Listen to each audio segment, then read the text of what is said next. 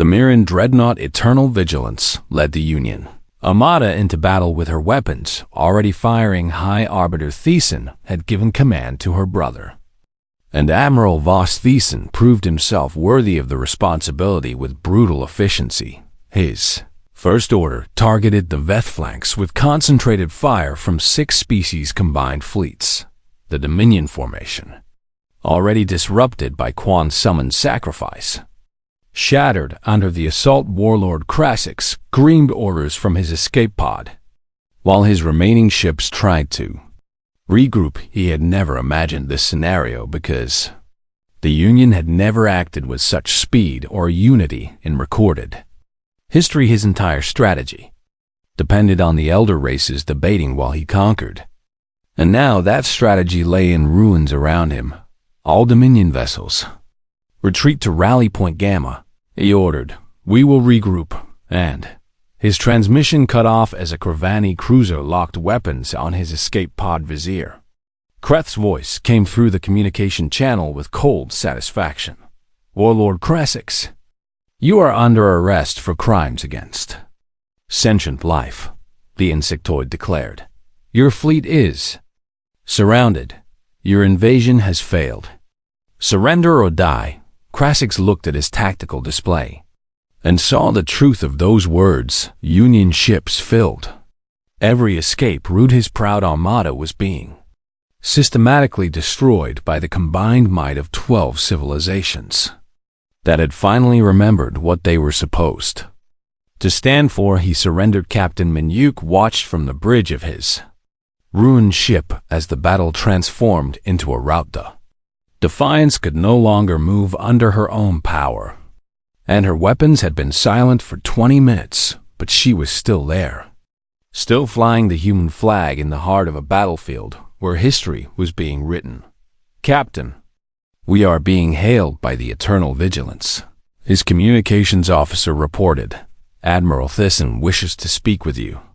Minyuk straightened his torn uniform and tried to wipe some of the blood from his face. Had taken shrapnel wounds during the battle, and his medical officer had died sealing a hull breach 3 hours ago.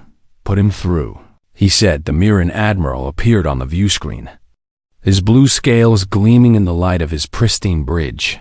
He looked at Minyuk's battered form and the destroyed remnants of the human destroyer behind him. Captain Bay, Voss said with something like reverence in his voice, I have commanded fleets for 600 years, and I have never witnessed anything like what you and your crews did today. We were just doing our job, Admiral, Minyuk replied through exhaustion that threatened to drag him into unconsciousness. Our job was to protect innocent people. We did what we could. You did more than that, Voss insisted. You reminded the entire galaxy what courage looks like. You will not be forgotten. I promise you that rescue vessels arrived to evacuate the wounded from the Defiance, while repair ships began the long process of making her spaceworthy again. Of the 4 human destroyers that had held the line, only one survived, and she was barely functional. 912 humans had died in the battle, along with countless Veth and the inevitable civilian casualties of war, but 12 million. Corvani lived because 4 ships and their crews had refused to run. The diplomatic summit resumed 3 days later, but everything had changed. Ambassador Yoon Seojin walked into the Grand Assembly chamber with her head held high and her delegation behind her. This time, no one placed her at the edge of the room. High Arbiter Thiessen personally escorted the humans to seats of honor beside the Mirren delegation. The Veth representatives were gone, replaced by a holographic projection of Warlord Krasix in his holding cell. He would face trial for his crimes before a tribunal of all 12 Union species, and the outcome was never in doubt. Before we begin these proceedings, Thiessen announced to the assembled delegates, I wish to address the human delegation directly. She turned to face Yoon with those ancient golden eyes that had seen empires rise and fall across millennia. Ambassador, 3 days ago you walked out of this chamber because you believed we had forgotten something important. Thiessen said, you were right. We had grown comfortable in our age and our wisdom, And we mistook caution for virtue. We were prepared to sacrifice billions of innocent lives because we were afraid of the cost of doing otherwise. Your people showed us a different path. They showed us that some things are worth fighting for, even when victory seems impossible. They showed us that courage is not the absence of fear, but the decision to act despite fear. On behalf of the Mirren Collective and the entire Galactic Union, I apologize for dismissing your species as children. You are not children. You are our teachers. The chamber erupted in applause that transcended species. Boundaries delegates from civilizations that had existed before Earth formed from cosmic dust stood and honored the youngest members of their community. Yoon felt tears forming in her eyes but refused to let them fall. High Arbiter, we did not act to earn respect or recognition, she replied when the applause faded. We acted because it was right. That is who humans are. When we see suffering, we try to help. When we see injustice, we try to fight it. We do not always succeed, but we always try, and I am proud beyond words that the galaxy finally understands that about U.S. The treaty negotiations proceeded with unprecedented speed and cooperation. The Veth Dominion was forced to release all conquered territories and pay reparations to every species they had harmed. Their military was placed under Union supervision, and their government would face ongoing monitoring to prevent future aggression. But more importantly, the Union itself changed. New protocols were established to ensure faster response to humanitarian crises. A rapid reaction force was created with ships from all 12 member species, designed to protect civilians rather than just borders, and humanity was given a permanent seat on the Union Security Council, recognizing their unique contribution to galactic civilization. 1 week after the battle, Ambassador Yoon visited the medical station where Captain Min-yuk was recovering from his injuries. He lay in a bed surrounded by flowers and gifts from grateful Kolvani civilians who wanted to thank the man who had saved their families. Captain, I wanted to thank you personally, Yoon said as she sat beside his bed. Without you and your crew, none of this would have been possible. Min-yuk smiled weakly through bandages that covered half his face. Ambassador, I was just one captain among 4, he replied. Somin and Jian and Donghae are the ones who deserve the thanks. They gave everything so that we could buy those extra minutes. I wish they could see what their sacrifice achieved. Yoon reached out and took his hand. They see it, she said quietly. Wherever they are now, they see it, and they know that their deaths meant something. Outside the medical station, a new monument was being constructed in the main plaza of Concordance Station. It depicted 4 human destroyers facing an endless armada. Their bows pointed defiantly toward impossible odds. The inscription at the base was simple. They held the line in the years that followed. The Battle of Solari became legend. Children of 100 species grew up hearing the story of 4 ships that challenged an empire. The names of the names of the fallen were taught in schools and academies across the galaxy, and whenever someone asked why humanity mattered, the answer was always the same. Because when the galaxy forgot what courage looked like, the humans remembered. Because when ancient civilizations chose fear, the youngest species chose hope. Because 4 ships held the line, and nothing in the universe would ever be the same. The galactic leaders who once watched in horror as humans abandoned the peace talks now watched with something far more profound. They watched with pride as humanity took its rightful place among the stars, not as children, but as equals, not as primitives, but as heroes, and the universe was better for it.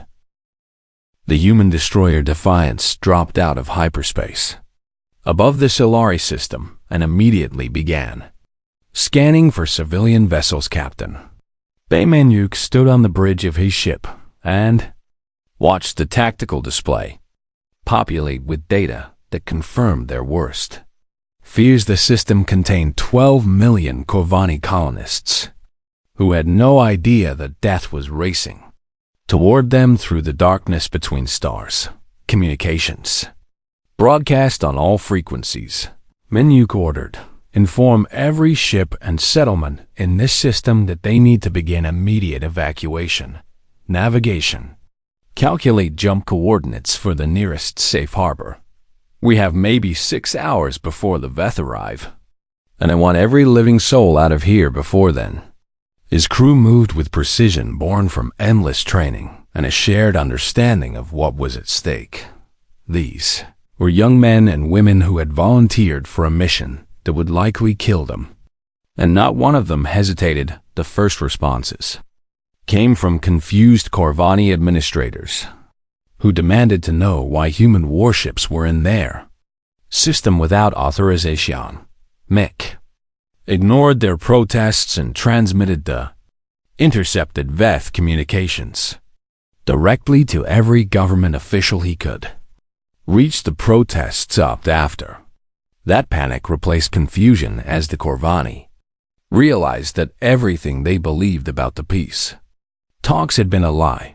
Their mighty protectors in the Galactic Union had been debating surrender while their enemies prepared to destroy them. Only the humans, the youngest and least respected members of the cosmic community, had come to help. Transport ships began launching from every colony and station in the system. They were slow vessels designed for cargo and passengers rather than speed, and Minyuk knew that many of them would never reach the jump threshold in time. But many would, and that had to be enough. 3 more human destroyers arrived within the hour. The Resolute under Captain Quan Soman, the Vigilant under Captain Yu Jian, and the Steadfast under Captain Choi Dong Hedager. They formed a defensive screen around the evacuation corridor while their sensors tracked the approaching storm. Veth Fleet signature detected, the tactical officer announced with forced calm. 47 warships, including 3 dreadnoughts and 12 heavy cruisers. They will arrive in approximately 5 hours. Minyuk looked at the numbers and felt something cold settle in his chest. 4 destroyers against 47 warships. The mathematics of their situation did not allow for hope, only for sacrifice. He opened a channel to the other captains and saw their faces appear on his display. Quan Soman was the oldest among them, a woman whose gray hair and lined face spoke of decades spent defending humanity's interests in hostile space. Yu Jian was young and fierce, her eyes burning with a determination that reminded Minyuk of his own daughter. Choi Donghae said little, but his steady presence had calmed frightened crews through 3 previous engagements. You have all seen the tactical assessment, Minyuk said without preamble. We cannot win this fight. We can only buy time for the evacuation and make the Veth bleed for every minute they spend in this system. I am not ordering anyone to stay. If you want to withdraw, I will not think less of you. Quan Soman laughed, a sound rough with age but filled with genuine amusement. Captain Bay, if I wanted a safe career, I would have stayed on Earth and taught at the academy, she said. I did not come this far to run from a fight that matters. The Resolute stays. The Vigilant stays as well. Jian added, my crew voted unanimously before we even jumped into this system. They know what we are facing, and they are ready. Donghae simply nodded, and that was an omen. Minyuk felt something warm spread through his chest. Despite the fear that gnawed at his edges, he was surrounded by people who understood what it meant to be human in the deepest possible sense. They were afraid, and they were staying anyway because some things mattered more than survival. Then let us make history, he said. Formation diamond, weapons hot. And may whatever gods exist have mercy on anyone who tries to stop us. The hours passed with agonizing slowness as the evacuation continued, and the Veth fleet drew closer transport after transport reached the jump threshold and vanished into hyperspace, carrying thousands of Corvani civilians to safety, but there were always more ships. More people, more lives hanging in the balance on the colony world below. Human Marines had landed to assist with the evacuation sergeant. First Class Anji will led her squad through the streets of the capital city and help direct terrified civilians toward the landing zones. She had joined the military because she wanted to protect people. And now she finally understood what that truly meant, a young Corvani girl, no more than 6 years old by human reckoning, stood alone in a plaza while chaos swirled around her. She was crying, and her insectoid features displayed fear in ways that transcended species boundaries. Jiwoo knelt beside her and spoke in the simple trade language that all Union species learned. "Where is your family, little one?" "I do not know," the girl replied. Between sobs, "We were running and then they were gone, and I am scared." Jiwoo lifted the child in her arms and began moving toward the nearest transport. "You stay with me," she said. "I will keep you safe until we find them. I promise." The girl wrapped her thin arms around Jiwoo's neck and held on with desperate strength. "Why are you helping us?" she asked. The other said humans do not care about anyone except themselves. Jiwoo thought about that question as she ran through the burning streets with sirens wailing in the distance. She thought about her home on Earth and her family who would never know if she survived this day. She thought about the training instructors who had taught her that a soldier's duty was to protect those who could not protect themselves. "Whoever told you that was wrong," she finally said. "Humans care about everyone, especially people who need help. That is just who we are." The girl did not respond, but she stopped crying and held on tighter above the planet. The Veth fleet emerged from hyperspace and began forming attack patterns. 47 warships against 4 human destroyers. The mathematics had not changed, but neither had the resolve of the humans who faced them. Captain Minyuk watched the enemy fleet arrange itself and felt a strange peace settle over him. He had lived a good life and served a cause worth dying for. Whatever happened in the next few hours, he would face it with his eyes open and his ship pointed at the enemy. "All ships," he announced on the fleet channel. "The Veth have arrived and the evacuation is not complete. Our orders are simple. Hold this corridor until every transport is away. Do not let them pass. Do not let them win. Today we show the galaxy what humanity is made of." The 4 destroyers accelerated toward the enemy fleet, their weapons charging and their crews ready behind them. The last transport ships raced for safety while 12 million voices prayed for a miracle. The battle for Solari had begun.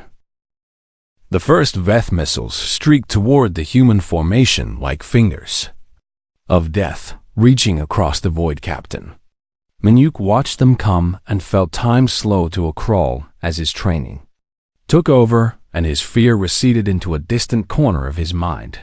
"Point defense active," he ordered. "All ships maintain formation and prepare for evasive pattern Delta." The Defiant shuddered as her defensive systems engaged, filling the space around her with a wall of intercepting fire. Most of the missiles died before they reached the human ships, but some made it through and explosions bloomed against shields that flickered under the assault shields. At 70%, the tactical officer reported minor damage to forward sensor arrays. The Resolute is REPORTING similar status. Minyuk studied the tactical display and searched for any advantage he could exploit. The Veth fleet outnumbered them by more than 10 to 1. But their formation was wide and their advance was cautious. They did not understand why 4 tiny ships were charging toward certain death, and that confusion was buying precious minutes. "They think we are insane," he realized aloud. They are waiting for the trap to reveal itself because no rational species would do what we are doing. Let us use that against them." He opened a channel to the other captains.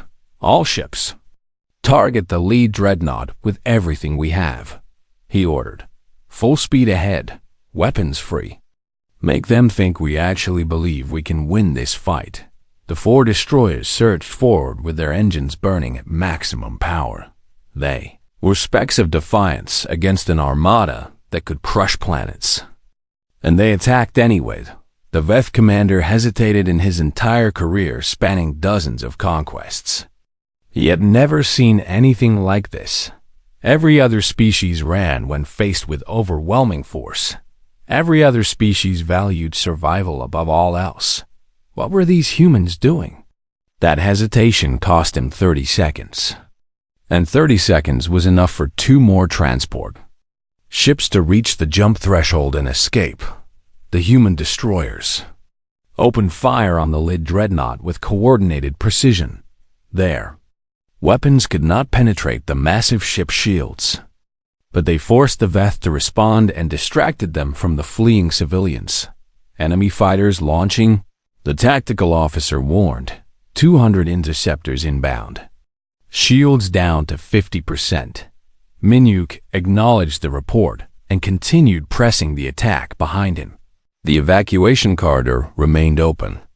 And that was all that mattered. The destroyer Steadfast took a direct hit from a Veth cruiser's main battery captain. Choi Dong-hae's voice came over the fleet channel, calm despite the alarms blaring in the background. "We have lost main propulsion," he reported. "Weapons are still functional. We will hold position and cover your approach." "Dong-hae, you need to withdraw," Minuk replied. "You can still make it to the jump threshold." "Negative," Dong-hae said simply. "If we leave, we create a gap in the formation. The Steadfast holds the line.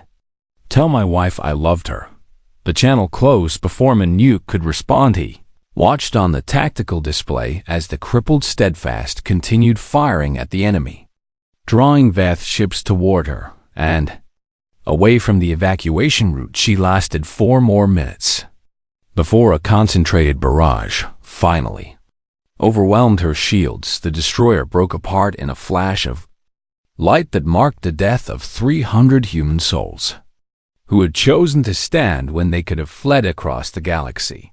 In the Grand Assembly Chamber of Concordance Station, the Elder Races watched the battle unfold through intercepted sensor feeds. High Arbiter Thiessen stood before her podium with her golden eyes fixed on the images of human ships dying to protect Corvani civilians. The chamber was silent for the first time since the summit began. "What are they doing?" whispered the Orthani delegate. "Those ships cannot possibly survive." "They are buying time," Thiessen replied in a voice stripped of its usual confidence. "They are sacrificing themselves so that others might live." "But why?" Vizier Kreth demanded. "The Corvani have never done anything for humanity. We dismissed them as primitives and children. Why would they die for us?" No one had an answer, because the answer challenged everything the Elder Races believed about the universe, and their place in it. The destroyer Vigilant was the next to fall. Captain Yu Ji-yeon led her ship in a suicidal charge against a Veth cruiser that had broken through toward the evacuation corridor. She rammed her destroyer directly into the enemy vessel's engines, and both ships vanished in a mutual annihilation. That cleared the path for 3 more transports. 180 more humans died, and 10,000 Corvani civilians escaped. Captain Kwon Soman of the Resolute repositioned to cover the gap left by the fallen ships. Her vessel was already burning from multiple impacts, and her crew had suffered nearly 30% casualties. She should have retreated. Any rational commander would have retreated. Instead, she accelerated toward the enemy and targeted the Veth command ship with her remaining weapons. Resolute to defiance, she transmitted. "My engines are damaged and we are losing atmosphere on 3 decks. I am going to make them remember us." "Soman." "No," Minuk replied, but he already knew there was nothing He could say to change her mind. The Resolute charged through the enemy formation with her guns blazing. Did not aim for shields or weapons, she aimed for the bridge of the Veth command vessel. And her sacrifice forced Warlord Krassix to abandon his flagship and an escape pod, while his crew scrambled to avoid destruction. 300 more humans died, and the Veth fleet fell into temporary chaos as their command structure collapsed in the assembly chamber. Thiessen watched the third human ship die and felt something break inside her ancient heart. These creatures who had existed for barely a blink of cosmic time were showing more courage than civilizations that had ruled the stars for millennia. They were dying for people who had dismissed them, ignored them, and treated them as irrelevant children. We cannot let this continue, the Orthani delegate announced suddenly. We must act. Act? Kreth replied, the Veth fleet will destroy any force we send.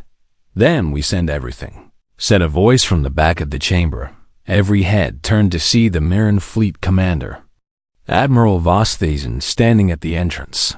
He was the High Arbiter's own brother, and his presence at a diplomatic summit violated a dozen protocols.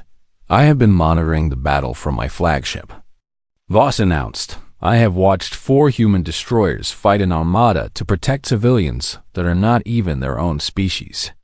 I have watched humans die with more honor than any warrior I have ever known. And I have decided that the Mirren fleet will not stand idle while such courage is wasted. He looked at his sister with eyes that held both accusation and plea. Give me the order. High Arbiter, let us finally act like the civilization we claim to be.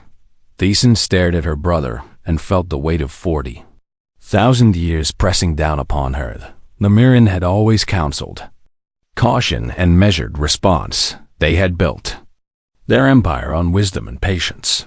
But watching those human ships die had shown her something she had forgotten long ago. Some things were worth fighting for, even when the cost was high. All Union fleets are authorized to engage, she declared in a voice that echoed through the chamber.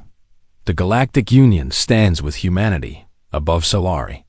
Captain Minuk and the battered Defiance continued their desperate fight alone. 3/4 of his crew were dead or wounded. His ship was held together by emergency repairs and stubborn will he did not expect to survive. The next 5 minutes, then the hyperspace signatures appeared, hundreds of them. Captain, the tactical officer whispered, Union fleet incoming, all 12 member species. The sky above Solari filled with warships bearing the emblems of civilizations that had watched from safety while humans bled. They had finally found their courage, and they had come to stand alongside the species that had showed them what courage meant. The news of humanity's departure spread through Concordance Station like fire through dry grass within an hour. Every species in the Galactic Union knew that the young primitives from Earth had done something unprecedented and possibly insane. In the assembly chamber, the elder races struggled to understand what had just happened. High Arbiter Thiessen stood at her podium and tried to restore order to a session that had descended into chaos. Representatives shouted across the chamber in languages that the translation systems could barely keep up with. This is an outrage, declared Vizier Kreth of the Corvani. The humans have insulted every civilization present with their theatrical display. They should be expelled from the Union permanently. A delegate from the Orthani Collective, a species of silicon-based beings who rarely spoke in public sessions, raised their crystalline form to respond. Perhaps we should consider why they felt the need to leave, the Orthani suggested in a voice like wind chimes. The human ambassador made specific accusations about our collective courage. Are those accusations entirely without merit? Thiessen silenced the debate with a gesture that carried the authority of 40 millennia. The humans are young and emotional, she announced. They do not understand the complexities of galactic politics. We will proceed without them and reach an agreement that serves the greater good. Their absence changes nothing of substance. Warlord Krasik smiled from his observation.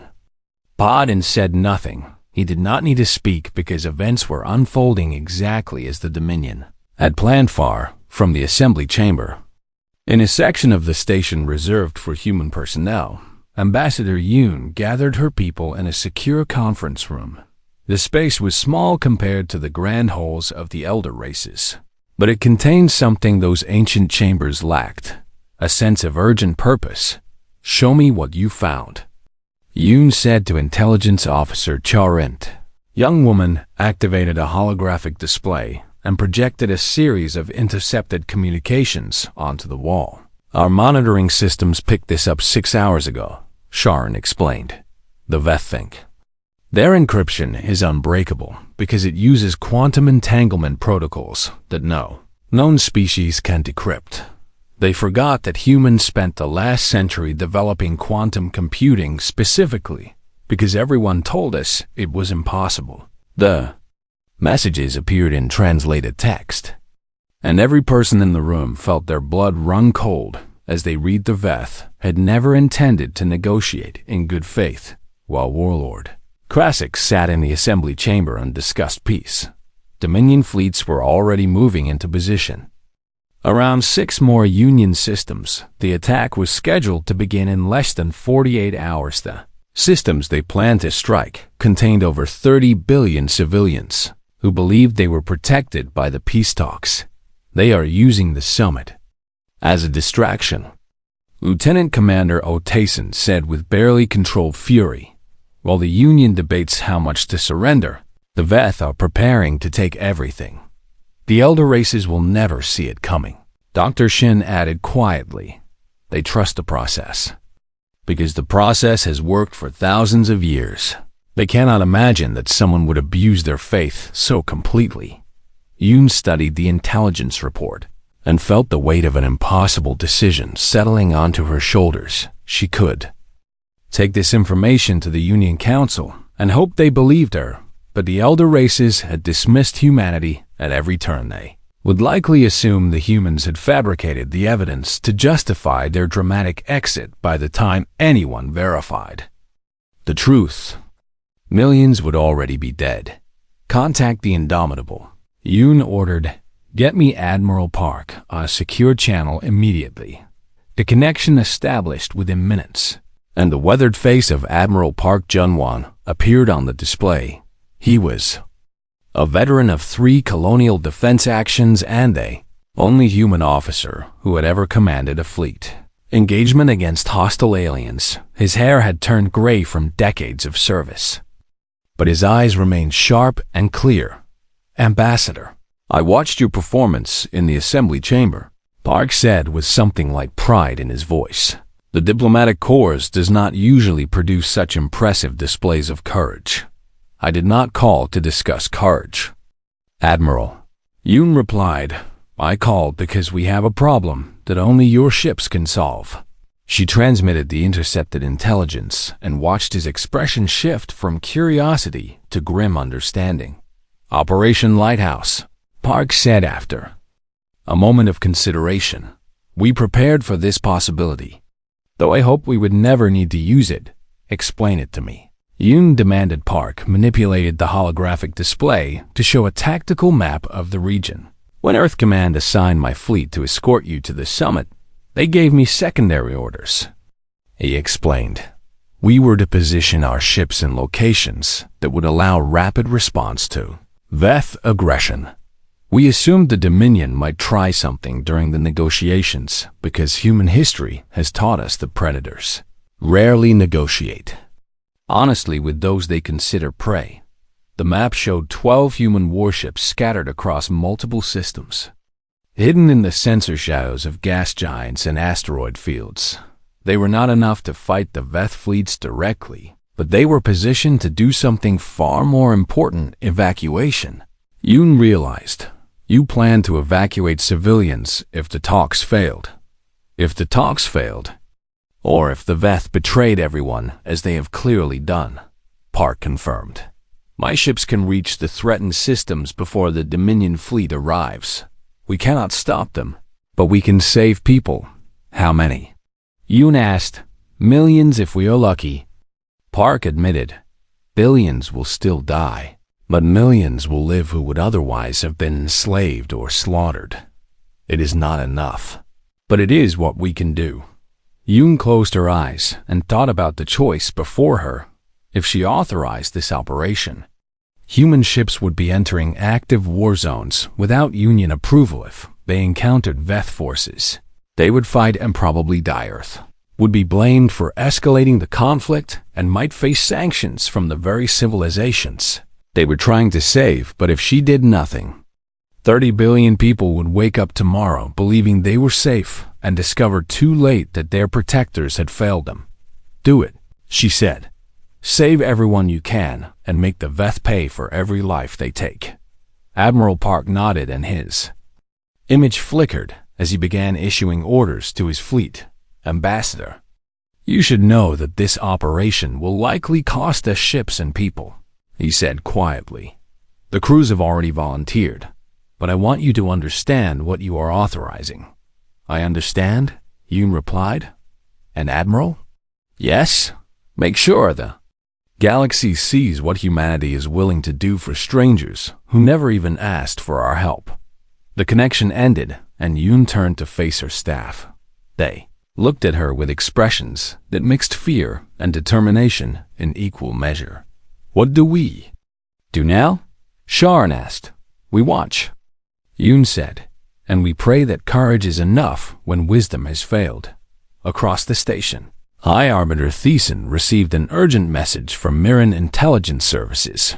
Human ships were moving throughout the sector in patterns that made no tactical sense. When she demanded an explanation from the human delegation, she received no response. The primitives had gone silent, and Thiessen felt the first cold touch of uncertainty creep into her ancient heart. Something was happening that she did not understand. And for the first time in centuries, she wondered if the universe still held surprises that even the Mirren had not anticipated. The Concordance station hung in the void like a jewel of impossible design, its crystalline spires reaching toward distant stars that had witnessed the rise and fall of 1,000 civilizations. Ambassador Yoon Seojin stood at the observation deck of the human delegation quarters and watched the ships of 12 species drift past the massive windows. She had traveled 18 months through the cold darkness between stars to reach this place, and now she wondered if the journey had been worth anything at all. The emergency summit had begun 3 days ago, when the Veth Dominion conquered 3 frontier systems and murdered 6 billion sentient beings in what they called a cleansing operation. Galactic Union had responded with strongly worded condemnations and an invitation to negotiate. Yoon had read the reports from the conquered worlds, and she had not slept well since then. Images stayed with her even when she closed her eyes. Children running through burning streets while Veth soldiers laughed, families torn apart and sold to the highest bidder in markets that operated in full view of the galaxy. And now the great powers of the universe wanted to talk about compromise. Her aide, Intelligence Officer Han Sharon, entered the room with a tablet clutched against her chest. The young woman's face carried the same exhaustion that Yoon felt in her bones. Ambassador, the session resumes in 20 minutes, Sharon said quietly. The Kovani delegation has proposed offering the Veth 3 of the 5 systems they demanded in exchange for a ceasefire. Yoon turned from the window and studied her aide's expression. And the others support this proposal? The Mirren are considering it seriously, Sharon replied with visible disgust. High Arbiter Thiessen gave a speech about the wisdom of measured sacrifice for the greater peace. Measured sacrifice. Yoon repeated the words as if they tasted bitter on her tongue. Is that what we call abandoning billions of people to slavery now? Sharon had no answer because there was no good answer to give. The Grand Assembly Chamber occupied the heart of Concordance Station, a vast circular room where representatives of the 12 founding species sat in elevated pods arranged around a central speaking Platform holographic displays showed real-time translations in hundreds of languages, while automated systems recorded every word for the historical archives. Yoon took her seat in the human pod. Positioned at the outermost edge of the chamber where new and unimportant species were placed from, here she could see the backs of the delegates who actually mattered. The Mirren High Arbiter Thyssen dominated the chamber with her presence. Alone her species had ruled these stars for 40,000 years, and their blue-scaled forms and golden eyes carried the weight of that ancient authority. When Thyssen spoke, civilizations listened. "We must consider the reality of our situation," Thyssen announced in her melodic voice. "The Veth possess military capabilities that would require the combined fleets of 7 Union members to match.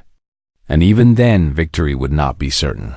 The loss of 3 systems, while tragic, represents a small fraction of Union territory.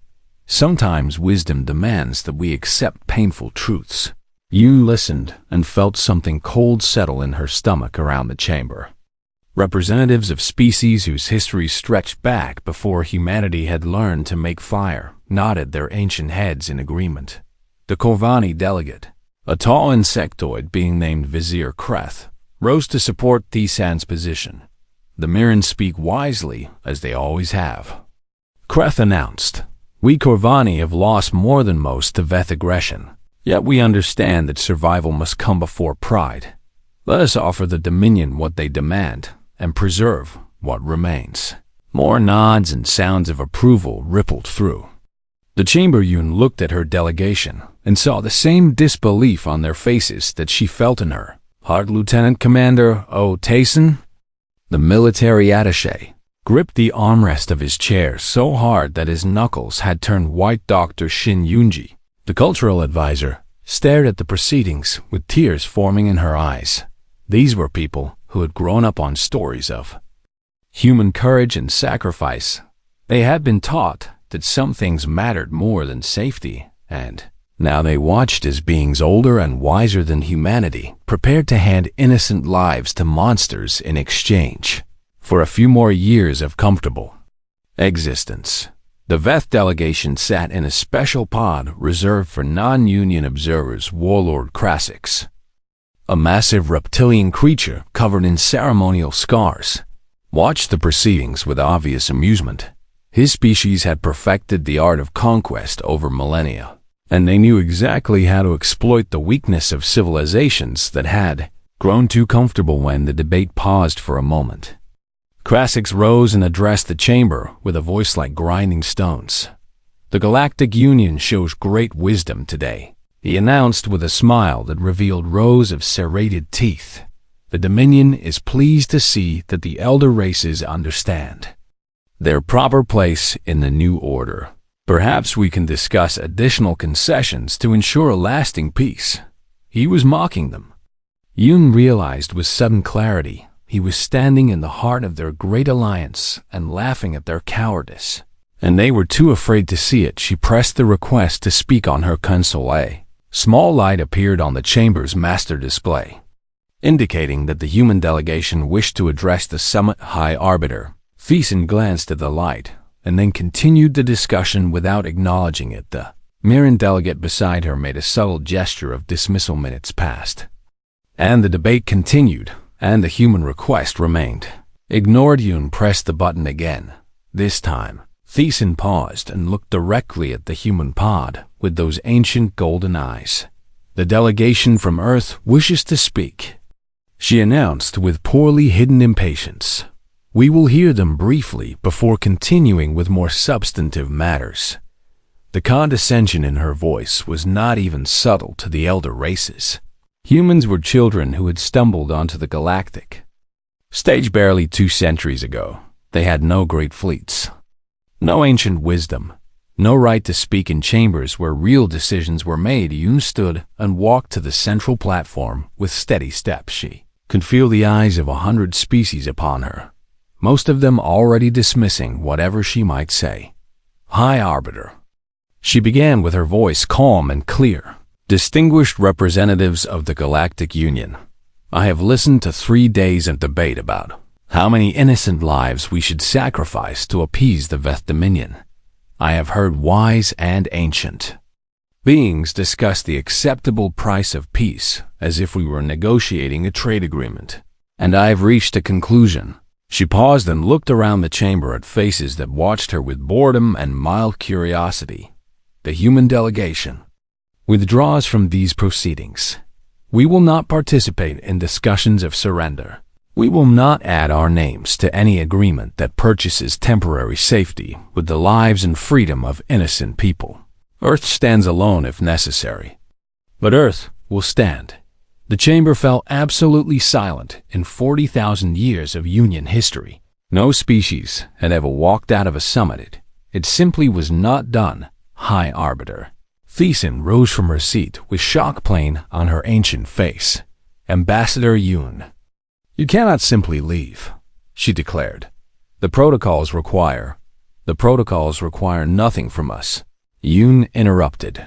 Humanity joined this union because we believed it stood for something greater than convenience. We believed that civilizations capable of crossing the stars would have the courage to protect the helpless. We were wrong, and we will not pretend otherwise. She turned and walked toward the exit behind her. The human delegation rose as one and followed their ambassador warlord Krassix. Burst into harsh laughter that echoed through the chamber. Let the primitives go. He called out with contempt dripping from every word. What does one infant species matter? The Dominion will not even notice their absence. Yoon did not look back. She walked through the great doors of the assembly chamber and heard them seal behind her with a sound like a tune closing in the corridor. Sharon caught up with her and matched her pace. Ambassador, what do we do now? She asked and kept walking, her mind already racing through plans that had seemed impossible just minutes ago. Now we find out what humanity is truly capable of.